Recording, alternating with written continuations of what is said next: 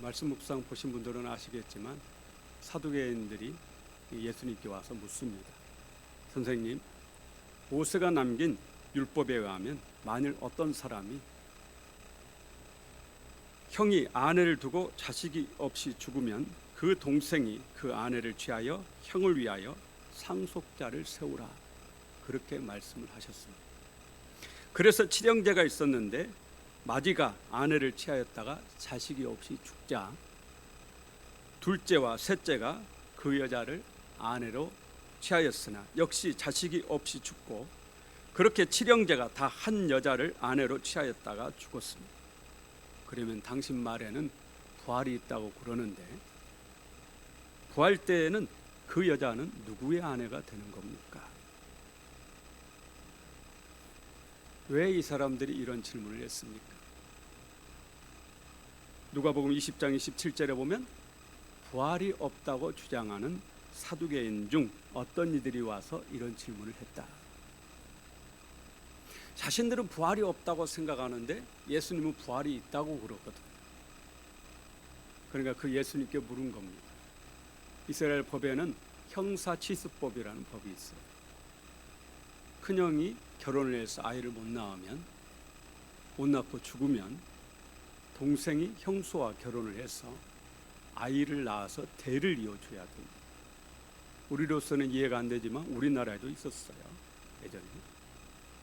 왜 이스라엘 나라는 이 형사치수법이 중요하냐? 이스라엘 땅은 가나안 땅이잖아요. 가나안 땅은 영적으로 천국입니다. 천국에 기업이 없으면 천국에 땅이 없잖아요. 그러면 안 되죠. 반드시 기업을 이어줘야 돼요. 그래서 이런 법이 이 나라에 생긴 겁니다. 그런데 이걸 빌미로 해서 부활 때에는 누구의 아내가 되겠느냐, 이렇게 질문을 한 겁니다. 칠형제가 다 한 여자와 결혼했으니까 다 부활할 것인데 그러면 누구의 아내가 될까요? 예수님께서 뭐라고 대답을 하셨어요? 이 세상에서는 장가도 가고 시집도 가거니와 부활한 사람들은 장가도 가지 않고 시집도 가지 않는다. 부활 때는 무엇처럼 된다고 그랬어요? 부활 때는 무엇처럼 된다고요? 천사처럼 된다. 그래서 죽지도 않고 시집도 가지 않고 장가도 가지 않는다, 그렇게 말씀합니다. 그러면 이 질문을 예수님께 던진 사두개인들은 어떤 사람이냐? 놀랍게도 사두개인들은 제사장들입니다. 대제사장, 제사장들이 사두개인. 하나님께 제사를 집례하는 제사장이 천국이 없다고 그렇게 믿고 있는 겁니다. 내세가 없다고 믿었어요. 사람은 죽으면 육체가 죽는 순간 영혼도 소멸돼서 없어져 버린다. 천사도 믿지 않았습니다. 하나님은 믿었는데 하나님은 너무 멀리 계셔서 우리 인간의 일에는 관여하지 않는 분, 그렇게 믿었어요. 그리고 죽으면 다 끝나는 거예요. 천국도 없고 지옥도 없고 죽으면 그것으로 끝이에요. 제사장들이 당시 이해가 안 되죠? 제사장이면 오늘날로 말하면 교회로 말하면 목사인데, 목사가 예배를 인도하고 설교를 하고 이런 목사가 자기는 천국을 안 믿는 거예요. 죽으면 끝난다고 그렇게 알고 있는 거예요. 천사도 믿지 않습니다. 내세를 믿지 않아요. 부활도 믿지 않습니다. 영적인 세계를 믿지 않습니다. 현실만 믿고 있는 거예요. 어떻게 이럴 수가 있냐? 하지만 지금도 있고 2000년 전에도 있었어요. 그러면 왜 이 사람들이 이렇게 변질되었느냐? 사실 에돔 사람 헤롯이 이스라엘 땅을 다스리기 전까지는 아론의 후손들이 제사장을 했습니다. 대제사장, 아론의 후손들이 대제사장이 되었어요. 성경에 보면은 제사장은 세습을 해야 돼요. 아버지가 제사장이면 아들이 제사장이고 손자가 제사장이고 이렇게 세습을 하는 게 제사장이에요. 그래서 쭉 아론 때부터 계속 아론의 후손들 레위인들이 제사장이었거든요. 그런데 에돔 사람, 이방인이죠. 에돔 사람 헤롯이 이스라엘 땅을 지배하면서 헤롯이 자기의 정치적인 힘과 권력을 가지고 자기의 친구 아나넬이라는 이 친구를 데려다가 제사장으로 임명을 했습니다. 대제사장으로. 이때부터 대제사장은 정치적인 제사장이 돼요. 여러분이 성경을 읽어보면 예수님 당시에 제사장이 몇 명이에요? 대제사장이 몇 명이죠? 예수님 당시에 대제사장이 가야바와 안나스 2명이에요. 대제사장은 사실 한 명이어야 되잖아요. 그런데 예수님 당시에 제사장들이에요. 한 명이 아니에요. 벌써 문제가 있는 거죠. 이들은 아론의 후손들이 아닙니다. 정치적인 대제사장입니다. 정치적으로 헤롯이 데려다가 임명한 북이스라엘도 여로보암이 자기 마음에 드는 사람 아무나 데려다가 제사장으로 임명을 했어요. 마찬가지로 헤롯도 그렇게 했습니다. 그래서 이들은 제사장이지만 사실은 제사장이 아니고 또 그 중에는 진짜 아론의 후손 제사장도 있었을 거예요. 그러나 이미 너무너무 세속화가 되어가지고 더 이상 영적인 사람이 아니에요. 천국과 지옥도 믿지 않고 죽음 이후에 부활도 믿지 않습니다. 내세를 믿지 않아요. 왜 이렇게 됐느냐? 너무 잘 살거든. 사두개인들은 최고의 부귀영화를 누렸던 사람들입니다. 우리로 말하면 일제시대 때 이완용 같은 무리들이에요. 로마에 빌붙었어. 헤롯 임금에게 빌붙어서 백성들을 착취하고 최고의 부귀영화를 누리는 사람들이기 때문에 이들에게는 더 이상 천국이 필요가 없어요. 그들의 부귀영화가 천국 문을 딱 닫아버려요. 천국에 대한 그런 소망을 가질 필요가 없는 거예요. 이 땅이 너무 살기 좋은데 천국이 무엇 때문에 필요하겠어요? 천국이 필요가 없어요. 참 안타까운 일이죠.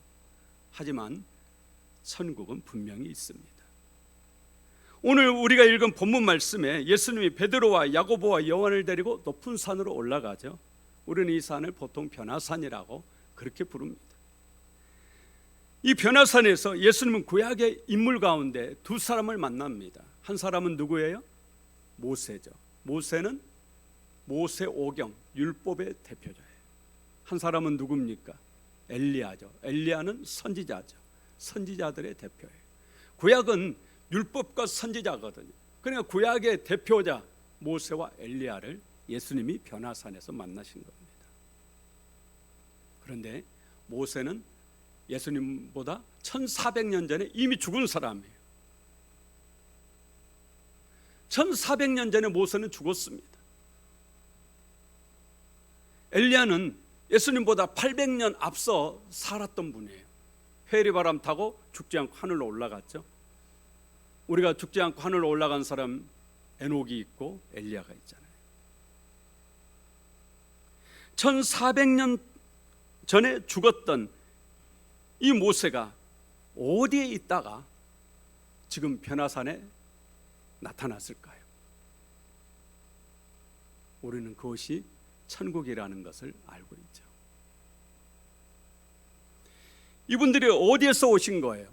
천국에서 오셨어요.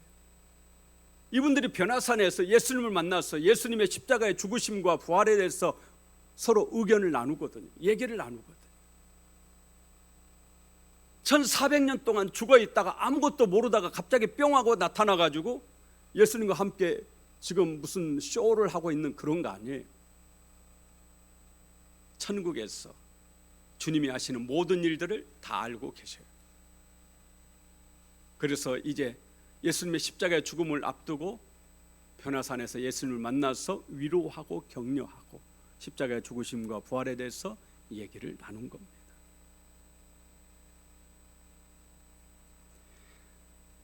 그리고 다시 어디로 가셨겠어요? 천국으로 가셨겠죠. 그러므로 모세와 엘리야는 지금 어디에 있습니까? 천국에 있습니다. 지금 예수님은 어디에 계시죠? 예수님은 지금 어디에 계세요? 예수님이 지금 어디에 계시죠?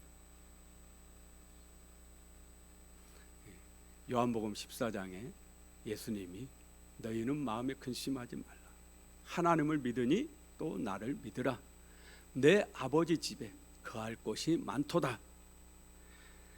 그렇지 않으면 너희에게 일렀으리라. 내가 너희를 위하여 거처를 예비하러 가노니 가서 너희를 위하여 거처를 예비하면 내가 다시 와서 너희를 내게로 영접하여 나 있는 곳에 너희도 있게 하리라. 할렐루야. 예수님 지금 어디에 계세요? 천국에 계시죠. 뭐 하고 계시죠? 뭐 하고 계세요? 여러분의 거처를 준비하고 계십니다. 거처를 다 예비하면 다시 오셔서 우리를 천국으로 인도해 가시겠다. 그렇게 약속하셨죠. 예수님은 천국에 계세요. 그리고 주님이 오시는 것을 우리는 재림이라고 그럽니다. 이때 저와 여러분 반드시 들림받아야 되는 그런 은혜가 있기를 간절히 바랍니다. 모세도 엘리야도 예수님도 지금 천국에 계십니다. 또 누가 천국에 있을까요? 분명하게 천국에 있는 성경의 인물들이 누구예요? 제가 찾아봤어요. 애매한 사람 말고요. 솔로몬은 천국에 있을까? 애매하잖아요. 이런 분 말고 분명하게 천국에 있는 예수님이 누가복음 13장 28절에 너희가 아브라함과 이삭과 야곱과 모든 선지자는 하나님의 나라에 있고 오직 너희는 밖에 쫓겨난 것을 볼 때 거기 슬피 울며 이를 갈리라. 예수님이 이름을 분명하게 얘기해 줬어요. 아브라함, 천국에 누가 있다고 그래요? 아브라함, 그 다음에 이삭, 그 다음에 야곱, 하나님 나라에 있다. 그러니까 아브라함, 이삭, 야곱은 분명히 하나님 나라에 있습니다. 모세와 엘리야 분명히 하나님 나라에 있죠. 하나님 나라에 있습니다. 천국에서 왔으니까 천국에 있는 거죠. 또 누가 있을까요? 죽지 않고 살아서 하늘로 올라간 사람? 에녹, 천국에 있죠. 천국에 있습니다. 또 누가 있을 것 같아요? 신약에 와서 사도행전 7장에 7 집사님 중에 한 분이신 누구예요? 스데반, 천국에 있죠. 분명하게 천국에 있습니다. 왜냐? 마지막 순교하실 때 스데반이 성령이 충만하여 하늘을 우러러 주목하여 하나님의 영광과 및 예수께서 하나님 우편에 서신 것을 보고 말하되 보라 하늘이 열리고 인자가 하나님 우편에 서신 것을 보노라. 할렐루야. 예수님은 원래 보좌에 앉아 계시죠. 그런데 스데반이 순교할 때 주님이 벌떡 일어나셨다라는 거예요. 스데반의 순교가 그렇게 주님께 귀하게 보였던 거죠. 그러므로 스데반은 분명히 천국에 있습니다. 또 한 사람 아주 놀라운 분이 있습니다. 천국에 있는 분 누구죠? 여러분 누굴까요? 오른편 강도. 예수님이 오른편 강도에게 뭐라고 그래요? 네가 오늘 나와 함께 낙원에 있으리라. 낙원은 천국이에요. 오른편 강도는 분명하게 예수님께 천국을 약속받았어요. 네가 오늘이에요. 오늘 바로 죽는 그날 오른편 강도는 어디로 갔어요? 천국으로 갔다. 네가 오늘 나와 함께 천국에 있으리라. 낙원에 있으리라. 제 생각에 그리고 예수님의 친구였던 베다니의 나사로 천국에 있습니다. 나사로가 누굽니까? 마르다와 마리아의 오라비죠. 죽었다가 몇 일 만에 살아났죠.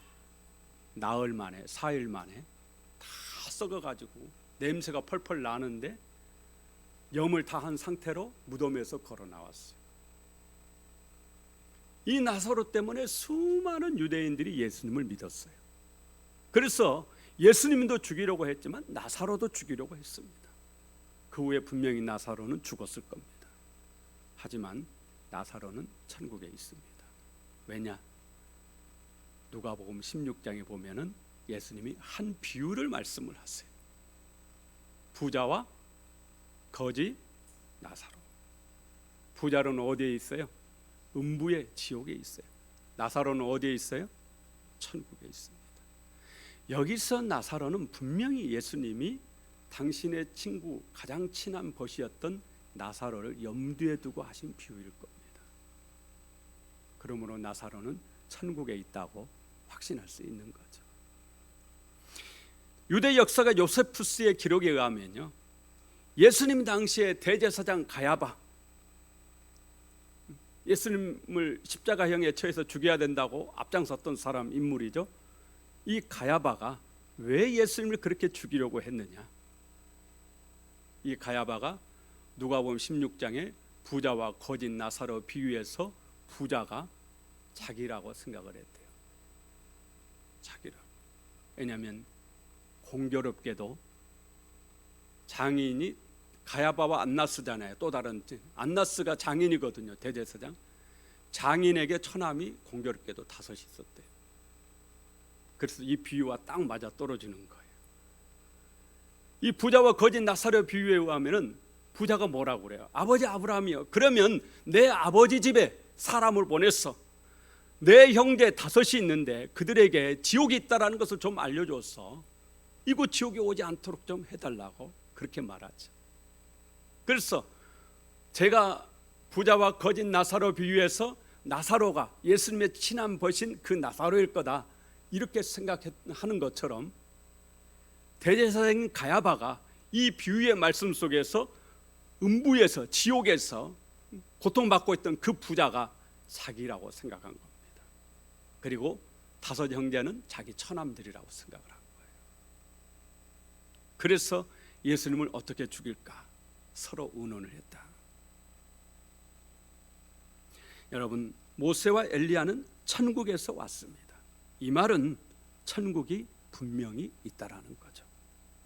천국이 있다면 성경이 말씀하신 지옥도 분명하게 있습니다. 그러면 지옥에도 있는 사람이 있겠죠. 분명히 지옥에 있는 사람은 누가 있을까요? 창세기에 소금 기둥이 되었던 누구예요? 뒤를 돌아봤다 소금 기둥이 되었던 롯의 처. 세상의 재물과 세상의 것에 미련을 버리지 못하고 그것을 놓아두고 온 소돔과 고모라를 뒤돌아보지 말라고 했는데도 미련이 남아가지고 뒤를 돌아봤다가 소금 기둥이 되었더라. 롯의 처. 분명히 지옥에 있습니다. 여리고 성에 감 나가는 것을 숨겼다가 죽임을 당한 누구예요? 아간, 그리고 그의 가족들. 역시 세상에 눈이 멀고 재물에 눈이 멀어서 하나님을 바라보지 못하고 거기에 마음을 두었던 아간과 그의 가족도 불에 타서 죽었거든요. 이 불은 영적으로 보면 지옥불을 말하기 때문에 이들은 분명히 지옥에 있습니다. 그리고 반역을 일으켰다가 땅이 갈라져서 산채로 음부에 떨어졌다고 말하는 사람들이 있어요. 고라와 다단과 아비람.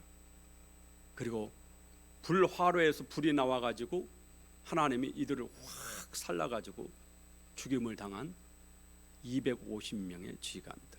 이들도 분명하게 지옥에 있습니다. 성경을 찾아보면 천국에 있는 사람, 지옥에 있는 사람 명확하게 알 수 있는 사람들을 찾을 수가 있습니다. 그런데 천국에서는 모세와 엘리야가 왔지만 지옥에서 온 사람들은 없어요. 지옥은 한 번 가면 끝입니다. 천국에 갔던 분은 다시 올 수 있지만, 그래서 저는 천국과 지옥을 다 보고 오셨다라는 분을 제가 이 설교를 준비하면서 좀 의심하게 됐어요. 지옥은 한 번 가면 온 사람이 없어요, 성경에. 그런데 천국은 사도 바울이 그러잖아요. 셋째 하늘. 천국에 갔다가 사도 바울이 왔잖아요. 천국에 갔다 오신 분, 모세와 엘리야도 천국에서 왔잖아요. 갔다 오신 분은 있어요. 그런데 성경에 보면 지옥에 갔다가 온 사람은 없더라고요, 성경에.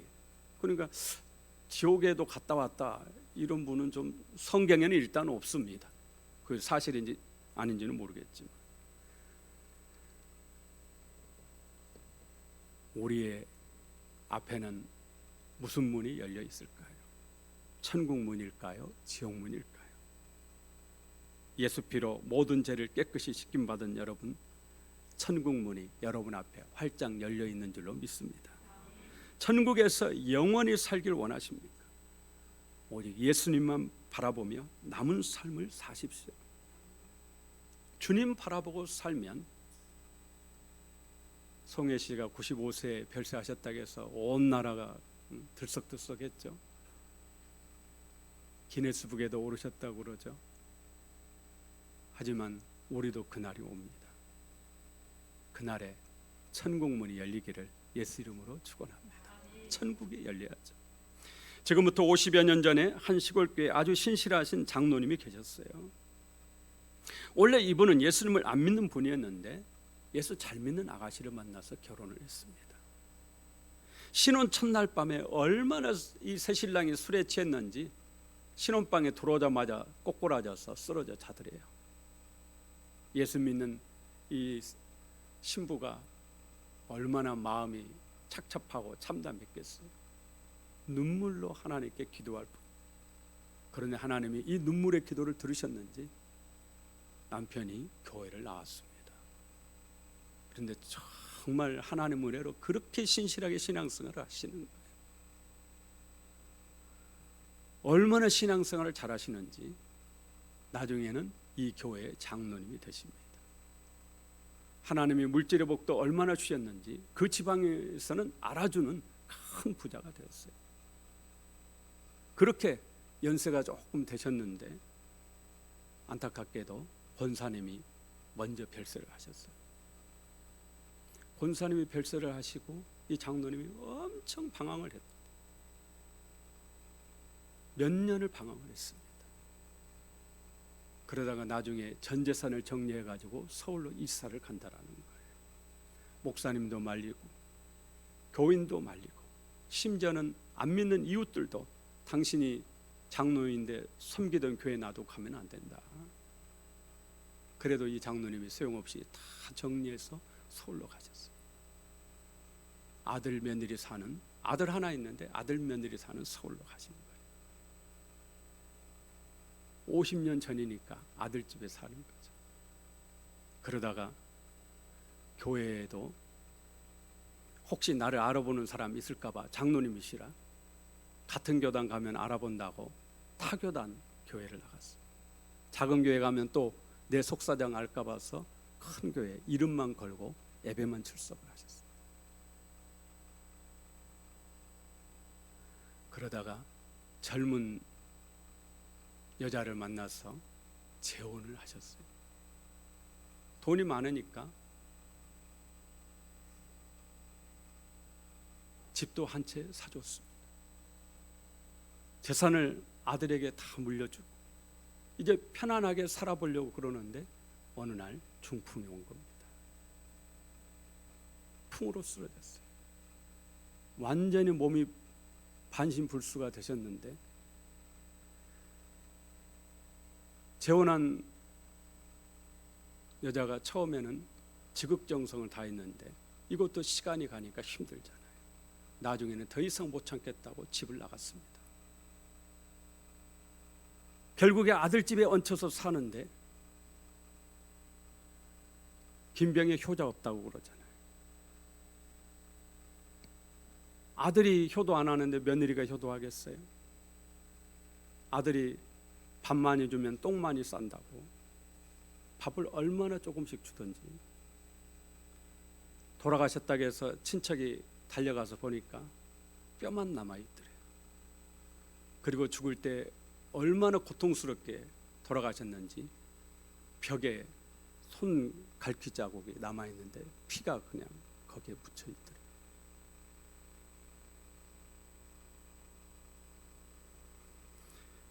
어느 목사님이 당신이 겪은 얘기를 써놓으셨는데 제가 이걸 읽고 참 마음이 아팠어요.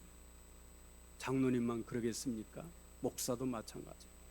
여기 있는 우리 중에 누가 예외가 있겠어요?